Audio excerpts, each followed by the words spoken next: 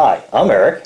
And I'm Dick. We are the Annuity Guys. Well, Dick, everybody's always asking, well, how much should I put into annuities? And today we're going to tell them. Yes, exactly. At least one of the methods for kind of calculating how you can figure out how much you really should be putting Well, in. and we always say the least amount that you should put in annuities. And I know because we're the annuity guys, a lot of folks, they think, yeah, What? goodness gracious, No, why you are they should- talking about the least amount, Yeah. But that's where you want to start. Right. You want to develop a baseline. And from that baseline, you determine the least amount you should put into annuities. And if you should decide you want to put more in, that's your business. But the least amount is where you should start. So we've got this kind of nice top 10 list and kind of figuring out the different elements that are going Right. to be incorporated for somebody when they're starting to calculate really what their need is. And I think we both agree there's a lot more than just these 10 factors, Right. but I think, the top 10 is a great place to start. And so go ahead, kick us off here on Well, these. and I think the first one is, it's always obvious to us, but not always obvious to the individuals.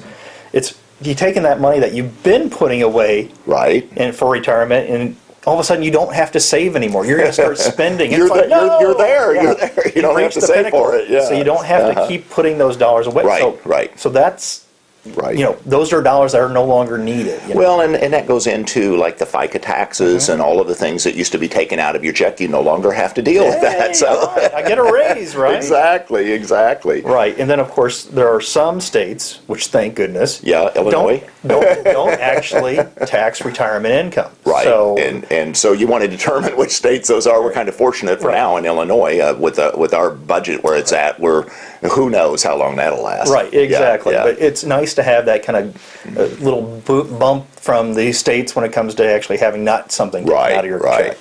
Now also health insurance. Which is nice. When some people, and I always have to say some people, because if you haven't been paying a lot on a Right. company plan, this may be an increase. But for a Yes. lot of folks, when they get into Medicare coverage Right. at 65, all of a sudden their Yes. premiums drop. And it can be substantial because covering yourself with health care at 60 years Right. old or how as you're getting up there, it gets a lot more expensive. So yeah, looking at that number and the changes that come in on that side are important. And then also we've got, how much are we getting from other sources? Your Right. pensions, your Social Security, Yes. your veterans benefits, all those things come into play.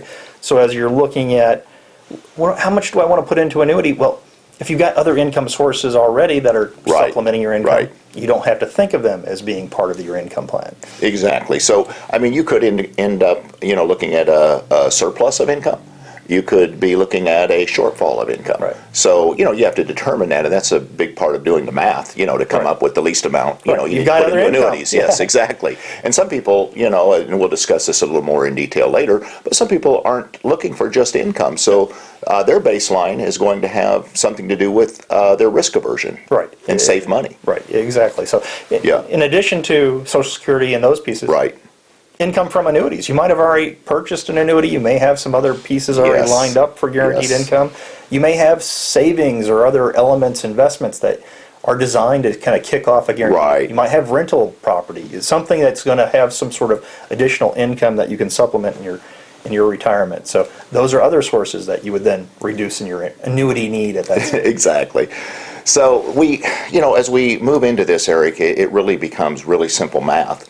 And I say simple, but there's a complexity to it because you've got so many variables Right. that need to be looked at, of predeceasing spouses and, health care needs that advance in later years and fun times you want to have in early retirement. Right.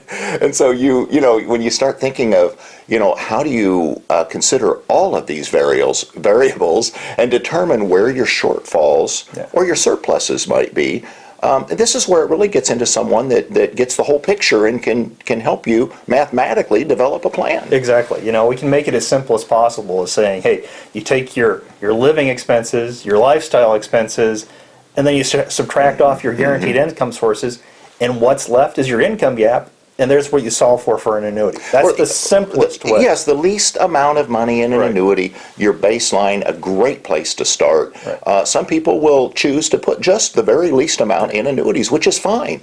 Others will, for various reasons, decide, hey, this really works for me, and they'll want to put more in. We've had situations where, it's kind of been our duty to tell help people understand you probably don't want to put all of your money in annuities. Right. There's obviously the need for liquidity. Yes. The need for emergency funds. You want to have assets outside of the annuity bucket. But that being said, some people don't necessarily always value having everything in the Wall Street bucket. Right. And the variations and the Yes. fluctuations. Now, there are more conservative investments in the bond markets and such. Right. And how you're structuring all those pieces to work together. Yeah. Some people say, you know what?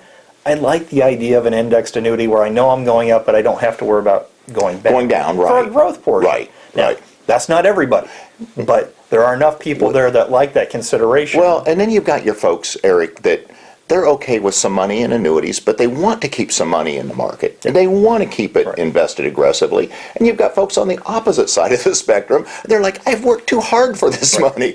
You know, I don't want to lose a dime of it. There's no reason at this age to lose anything. Right. So, you know, that's where we have to help folks balance.